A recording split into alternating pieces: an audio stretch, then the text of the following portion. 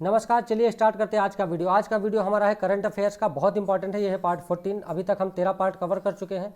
अगर अभी तक आपने नहीं देखे हैं तो लिंक डिस्क्रिप्शन बॉक्स में दिया हुआ है, वहाँ से जाके देख सकते हैं। ये जो बटन आपको दिख रहा है इसको जरूर प्रेस कर दें और शेयर करना बिल्कुल भी ना भूलें। चलिए देख लेते हैं क्या क्या आज के वीडियो में हम कवर करेंगे। विनिवेश क्या होता है, डिसइन्वेस्टमेंट, विनिवेश के प्रकार क्या है, कारण क्या है, क्यों सरकार सरकारी संपत्तियों को बेचती है या उनका निजीकरण करती है। साइबर हमला हम देखेंगे क्या होता है, साइबर हमले के प्रकार हैं, फिशिंग या स्पूफिंग, माइलवेयर या स्पाईवेयर, सिम स्वैप क्या होता है, और ग्रीन बॉन्ड देखेंगे। तो चलिए, ये हमारा चैनल है सिविल सर्विसेज विधालोक। अगर अभी तक आपने इसको सब्सक्राइब नहीं किया है तो सब्सक्राइब कर दें, नोटिफिकेशन बिल को अवश्य प्रेस कर दें, जिससे मैं जो भी वीडियो अपलोड करूँ उसका नोटिफिकेशन आप तक पहुँच सके। विनिवेश क्या है, डिसइन्वेस्टमेंट। विनिवेश का अर्थ क्या है, तो सरकार द्वारा की जाने वाली संपत्तियों की बिक्री। सरकार जो संपत्तियों की बिक्री करती है उसमें किस किस संपत्ति की, तो इसमें सामान्यतः केंद्र और राज्य सरकारों के जो सार्वजनिक क्षेत्र के उद्यम होते हैं, पब्लिक सेक्टर के जो सरकारी उद्यम है जिसे आप कहते हैं, परियोजनाएं, जो सरकारी क्षेत्र की परियोजनाएं हैं, सरकार की जो अचल संपत्तियां हैं, इन सबको जब सरकार बेचती है तो इसे हम बोलते हैं विनिवेश करना। इनकी संपत्तियों को बेचती है। विनिवेश से क्या होता है, सरकारी खजाने पर राजकोषीय बोझ को कम करने के लिए, जब सरकार को खर्चा करने के लिए पैसे की ज़रूरत है और सरकार अपनी इन संपत्तियों में कुछ हिस्सेदारी बेचकर पैसा कमा लेती है, उस जो आय होती है उस आय से सरकार अपना राजकोषीय घाटा को कम कर सकती है।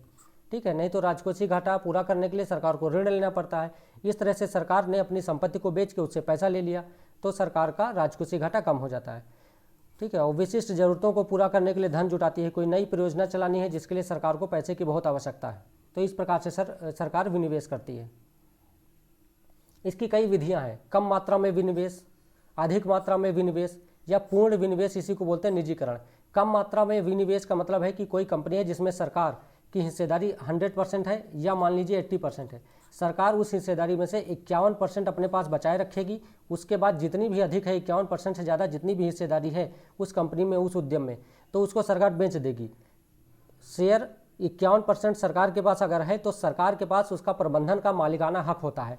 तो सरकार क्या करेगी कि प्रबंधन सरकार के नियंत्रण में रहेगा और बाकी जितनी भी 51% से अधिक हिस्सेदारी है वो किसी भी निजी कंपनी को, किसी को बेच देगी, जिससे उसकी आमदनी होगी और उससे वो कोई नया उद्यम स्थापित कर सकती है या कोई नया प्रोजेक्ट अपना एग्जीक्यूट कर सकती है, जैसे कि LIC में सरकार ने 2020 में किया था।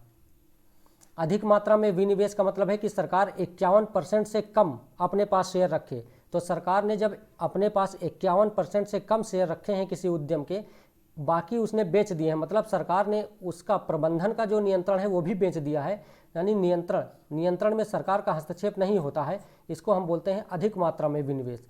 तीसरा है पूर्ण विनिवेश, मतलब सरकार ने 100% शेयर पूरी तरह से उसको बेच दिया है। इसी को बोलते हैं निजीकरण। सभी शेयरों की बिक्री कर देगी। जैसे 2001 में सरकार ने एल्यूमिनियम कंपनी को वेदांता समूह को बेच दिया था, तो ये हो गया था निजीकरण, जब पूरी इक्विटी, पूरा शेयर बेच दे सरकार। कारण क्या होता है विनिवेश का, क्यों सरकार इस तरह से बेचती है। देखिए, कुछ कामकाज की समग्र दक्षता में सुधार करने के लिए, राजनीतिक प्रभाव से अलग रखने के लिए, सार्वजनिक उपक्रमों को अधिक कुशल बनाने के लिए, इसके कुशल प्रबंधन के लिए कि प्राइवेट सेक्टर में कुशलता अधिक है, बजट घाटे को कम करने के लिए, इसके व्यय और कर राजस्व को कम करना। होता यह है कि बहुत सारी ऐसी पब्लिक सेक्टर की कंपनियां हैं जिनकी सैलरी इतनी अधिक है कि उनकी आय है, उनसे जो सरकार को प्राप्त होता है राजस्व, वो राजस्व कम प्राप्त होता है और सैलरी पे ज़्यादा खर्च होता है। तो सरकार के वो उद्यम जो है वो घाटे में है। तो सरकार क्या करती है कि उनके मैनेजमेंट को अच्छा करने के लिए, प्रबंधन को अच्छा करने के लिए उनकी इक्विटी, उनके शेयर को कुछ बेच देती है। विनिवेश के लिए नोडल एजेंसी कौन सी है, तो देखिए, वित्त मंत्रालय के अंतर्गत है एक विभाग दीपम, निवेश और सार्वजनिक संपत्ति प्रबंधन विभाग, department of investment and public asset management, Deepam. ये जो एक विभाग है वित्त मंत्रालय के अंतर्गत है, यही इसका जो विनिवेश के लिए नोडल एजेंसी है। आप कुछ फिगर देख लेते हैं। ये हैं ईयर 2006-07 से 2019-20, 2021। ये सरकार का टारगेट है कि कितना सरकार ने विनिवेश का लक्ष्य रखा था, ये एक्चुअल कितना सरकार ने विनिवेश किया था, ये परसेंटेज है। 2019-20 का देखते, सरकार ने 10,000, कितना है ये, 1,05,000 करोड़ रुपए, 1,05,000 करोड़ रुपए का सरकार ने लक्ष्य रखा था कि इतने का हम इतना, मतलब इतनी अपनी संपत्तियां बेचेंगे, इतने शेयर बेचेंगे कि हमको इतना पैसा आ जाए, 1,05,000 करोड़। लेकिन सरकार लगभग 47.91% ही अपनी संपत्ति को बेच पाई, टारगेट पूरा नहीं कर पाई थी।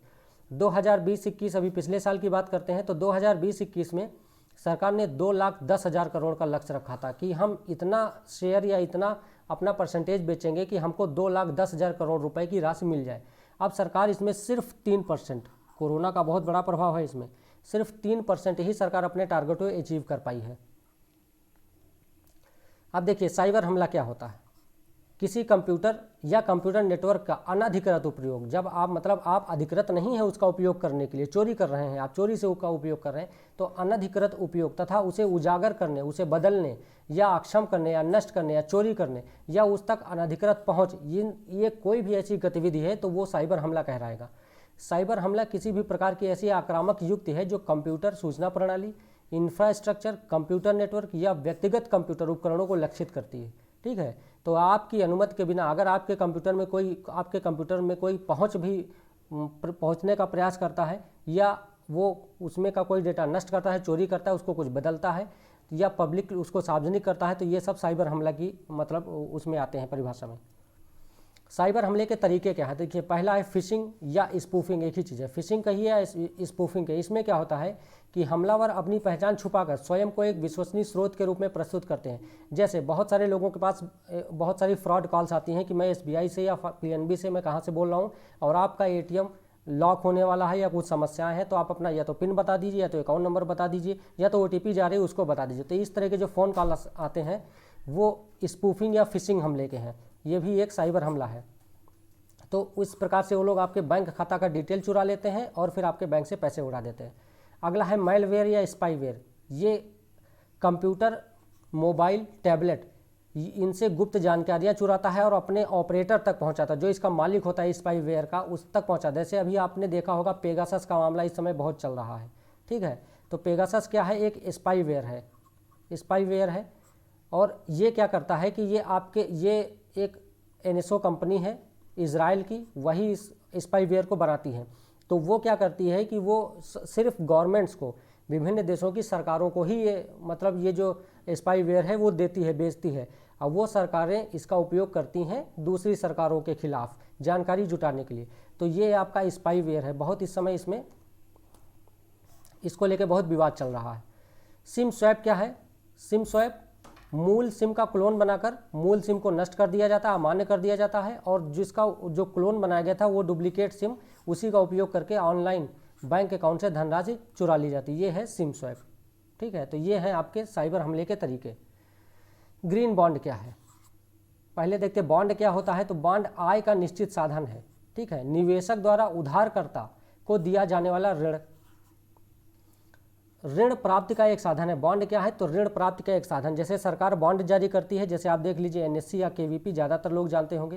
तो ये बॉन्ड है, सरकार ने ये बॉन्ड आपको दिया और एक निश्चित ब्याज दर इसमें रहती है और उसके बदले सरकार क्या करती है? आपसे ऋण ले रही है। NSE KVP देने का मतलब क्या है कि सरकार आपसे ऋण ले रही है, इसी ऋण का तो सरकार आपको ब्याज देती है कि 1.5 गुना या 2 गुना।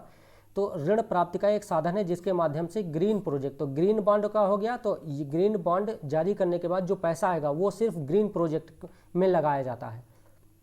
तो ये ऋण प्राप्ति का एक ऐसा साधन है जिसके माध्यम से सिर्फ और सिर्फ ग्रीन प्रोजेक्ट के लिए धन जुटाया जाता है। ये मुख्यतः नवीकरणीय ऊर्जा, स्वच्छ परिवहन, स्थायी जल प्रबंधन, इनसे संबंधित होता है। पारंपरिक बॉन्ड द्वारा निवेशकों जैसे NSE लेने वाले व्यक्ति को एक निश्चित ब्याज दर का भुगतान किया जाता है और इसी निश्चित ब्याज दर को क्या बोलते हैं? कूपन बोला जाता है। जो ब्याज दर पे सरकार आपको NSE KVP देती है उस ब्याज दर को बोला जाता है कूपन। और जो ग्रीन बॉन्ड होते हैं उन पे जो ब्याज दर होता है ये आम बॉन्ड से कम होता है ब्याज दर, क्योंकि वो ग्रीन परियोजनाओं के लिए लिए जाते हैं। सेबी द्वारा ग्रीन बॉन्ड का रेगुलेशन विनियमन किया जाता है। आमतौर पर वाणिज्यिक बैंकों द्वारा दिए जाने वाले ऋण की तुलना में ग्रीन बॉन्ड पर ब्याज कम लिया जाता है। ग्रीन बॉन्ड अक्षय ऊर्जा जैसे सनराइज सेक्टर कौन से हैं? तो जो अक्षय ऊर्जा वाले हैं उनके वित्त पोषण को बढ़ाने में महत्वपूर्ण रहे हैं। भारत में ज़्यादातर ग्रीन बॉन्ड सार्वजनिक क्षेत्र की इकाइयों या कॉरपोरेट्स के द्वारा बेहतर वित्तीय स्थिति को ध्यान में रखकर जारी किए जाते हैं। ये था हमारा आज का वीडियो। ये हमारा चैनल है सिविल सर्विसेज विद आलोक। अगर अभी तक आपने इसको सब्सक्राइब नहीं किया तो कर दें, नोटिफिकेशन बेल है इसको अवश्य प्रेस कर दें, और हाँ, इसको शेयर करना बिल्कुल भी ना भूलें। शेयर करें, लाइक करें और कमेंट करें। तो चलिए आज के वीडियो में इतना ही, मिलते हैं नेक्स्ट वीडियो में।